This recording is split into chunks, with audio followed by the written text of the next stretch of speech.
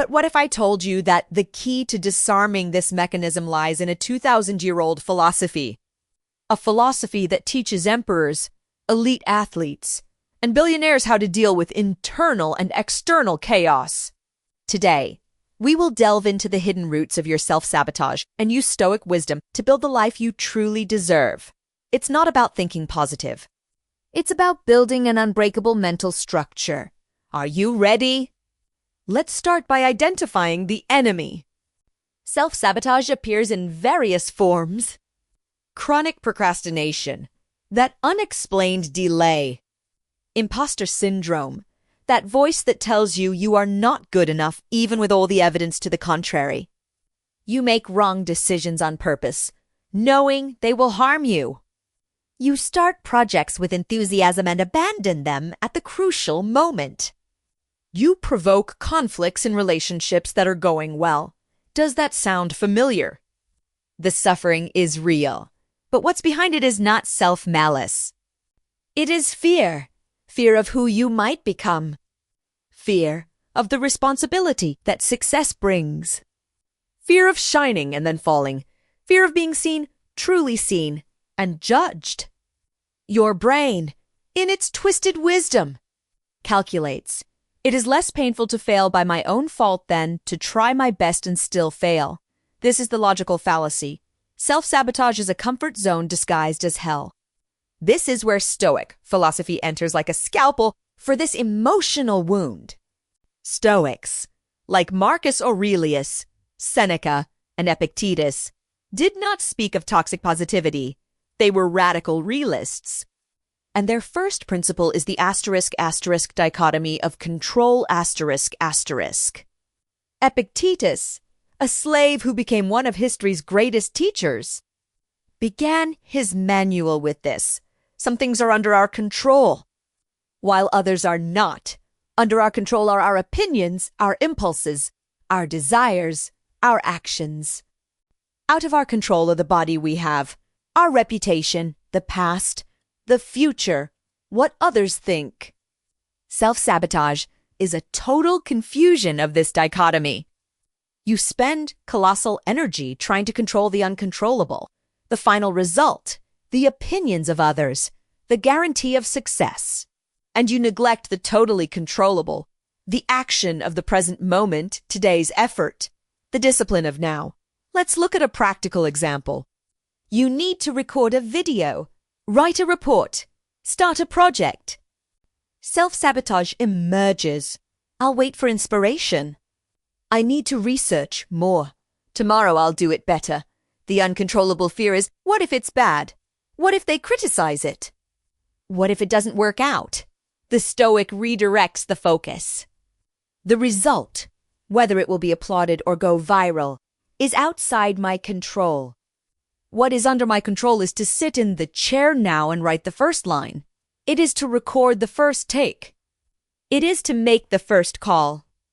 The minimal, controllable action breaks the spell. The giant, frightening monster of the future is reduced to a small, manageable task in the present. But the fear that causes self-sabotage is deep. Let's look at the second teaching.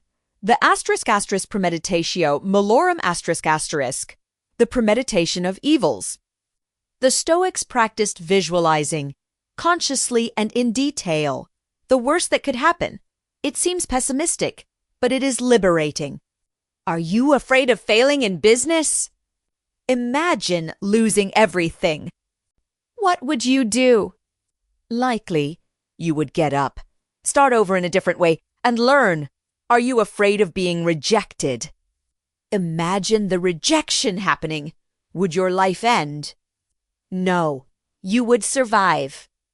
Self-sabotage is fueled by a vague and monstrous fear.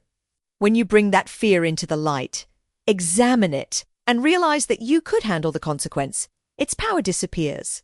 Seneca said, "We are more often frightened than hurt, and we suffer more in imagination than in reality." You are sabotaging yourself for a ghost that you yourself created. Now, let's get to the key moment, the climax of this reasoning. Self-sabotage is not a character flaw. It is a sign that there is an internal war between two parts of you. One part that wants to grow, evolve, shine, and another part, older, more primal, that wants security, protection, and to avoid pain at all costs. Stoicism offers the bridge to integrate these two parts, the virtue of courage Courage is not the absence of fear. It is the correct judgment that something must be done despite the fear. Marcus Aurelius in his writings told him courage. Act now. The obstacle is the way.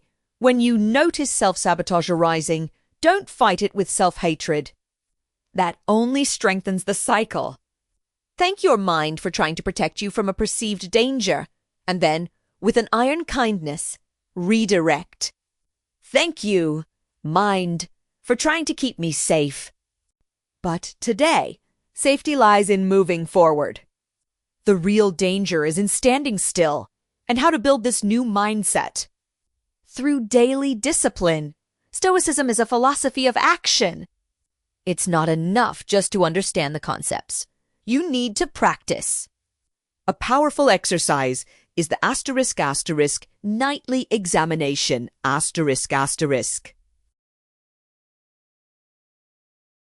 At the end of the day, ask yourself, where did I sabotage myself today? At what moment did I hand control over to fear? What was truly out of my control and what could I have done differently? Not to punish yourself, but to learn. Another practice is to set intentions in the morning. Before the day begins, define, today, I will only focus on the process, not the result. I will complete my 3 essential tasks, regardless of fear. What others think is outside my purview. The life you deserve is not one free of problems or fear. It is a life of agency, of responsibility for what is yours. Self-sabotage steals this from you. It makes you believe you are a victim of yourself. Stoic philosophy gives you back the helm. It tells you, you don't control the storm, but you can learn to navigate. You don't control what you feel, but you control the action that follows the feeling. Fulfillment does not come from eliminating all obstacles, but from knowing that you have the internal strength to deal with anyone that appears. That is freedom. True freedom is not doing what you want. It is wanting what must be done and doing it, despite the fear that screams to retreat. Transform the cycle of pain into the path of resilience.